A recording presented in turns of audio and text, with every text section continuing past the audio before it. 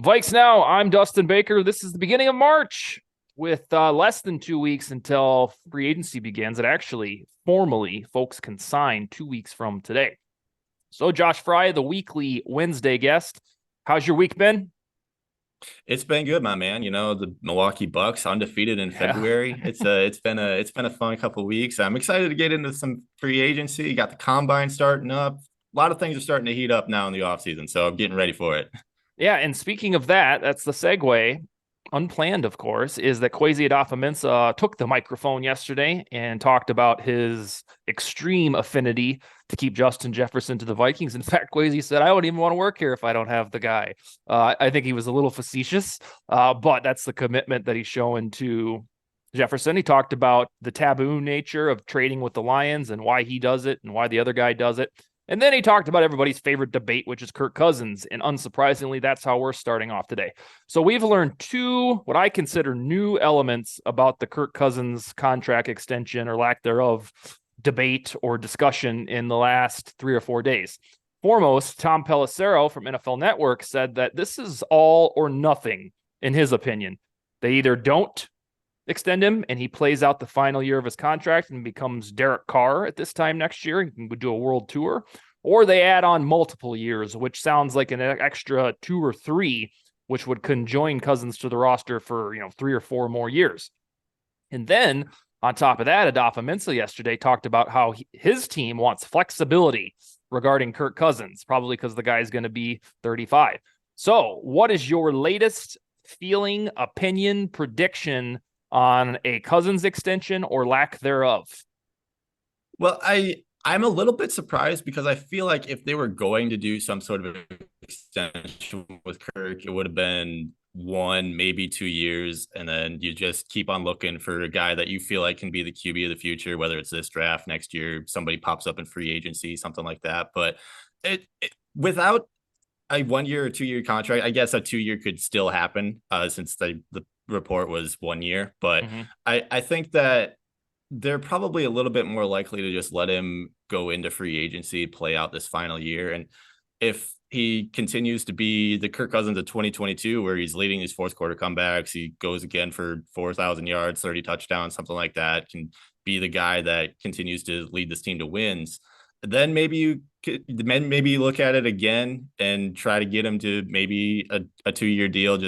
But I don't really like the idea of signing this guy to 3 4 years, especially if it's going to be at a market value of Mm-hmm. probably 40 million, because Mm-hmm. that's just what it seems like a lot of these quarterbacks are going to be asking for. And it doesn't seem super realistic to me that he's going to take some sort of major pay cut either. So I'm continuously leaning towards the side that they're probably just going to play this thing out and he's going to go into free agency and honestly probably end up signing somewhere else.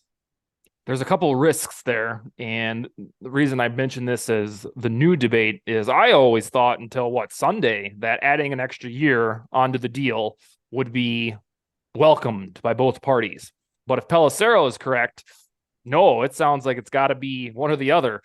So we shall see. But they risk two things. If Cousin balls out, which we hope for in 20, because he's going to be the quarterback probably no matter what in 2023, then he can come to the table at this time next year and say, boom, I want 45 million because I just threw 35 touchdowns and we got to the NFC Championship or whatever happened.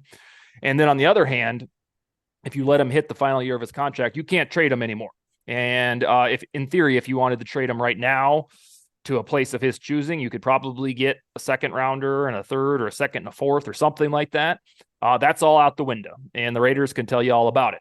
So that's the risk here. It's you certainly won't hope that Cousins is just meh, because he'll be the quarterback of the Vikings, but he starts to gain leverage once he goes on to the final year of his deal. Whereas the Vikings start pondering, all right, so who are we going to draft? Because the last thing any of us want to see is some veteran whose Cousins light coming in and taking over the Vikings. We've done that our whole lives, and if you're going to do that, you might as well stick with Cousins.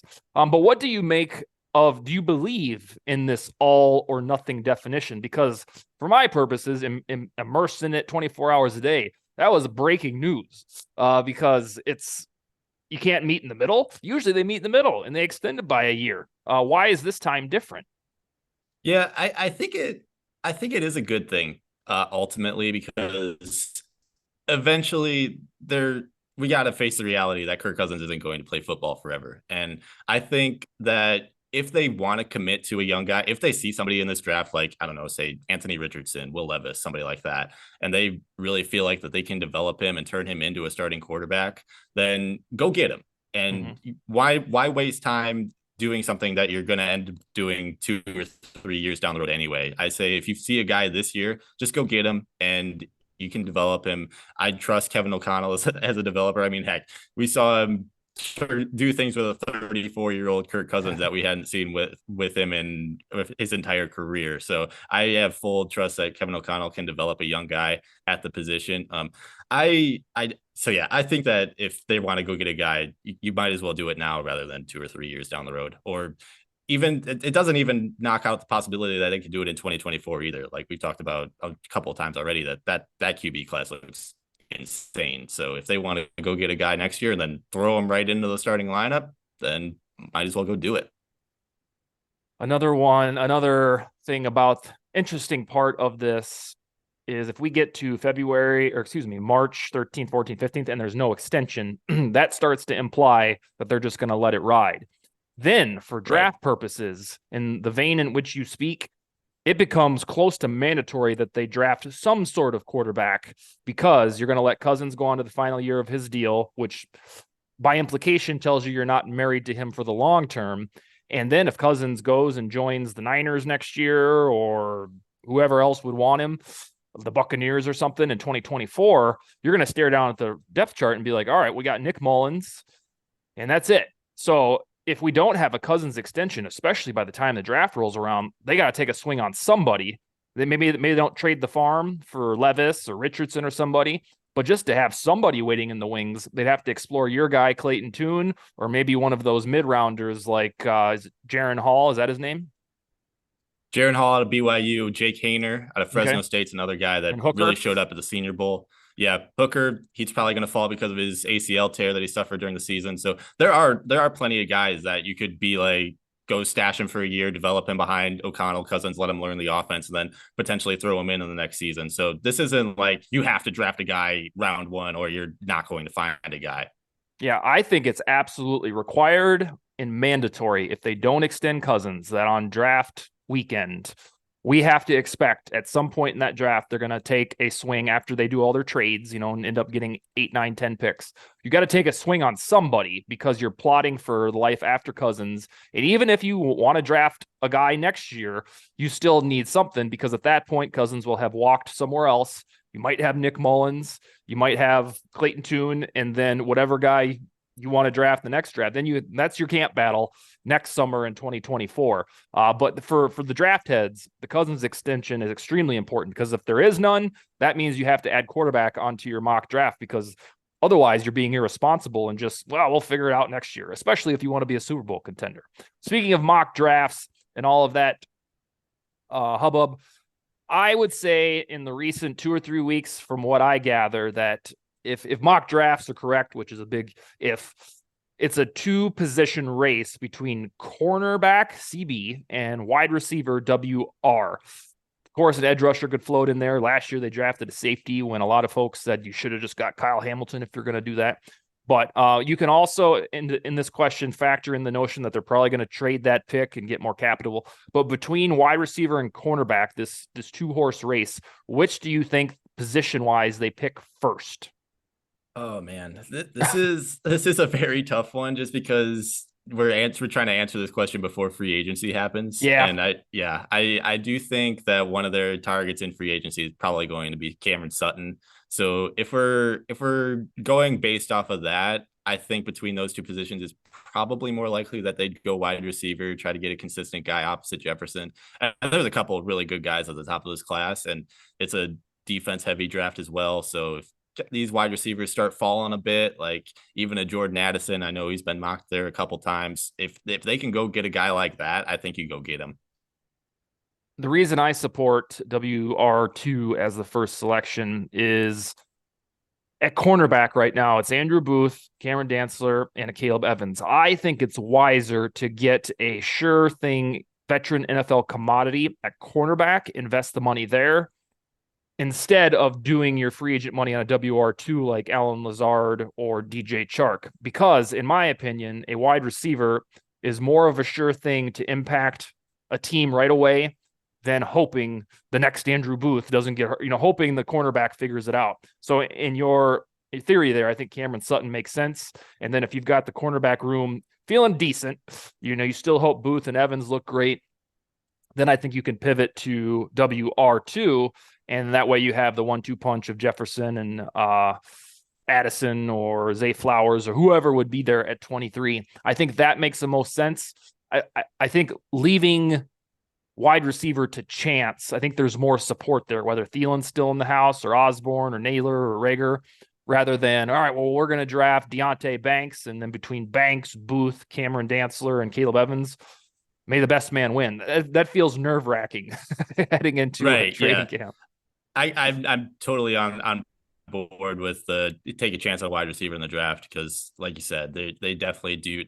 There's a better hit rate on those type of players, especially high quality ones, and there are corners. So yeah, that definitely makes a lot of sense. And if you compare a dynamic receiver opposite of Jefferson, then that offense is going to look even better than it did last year.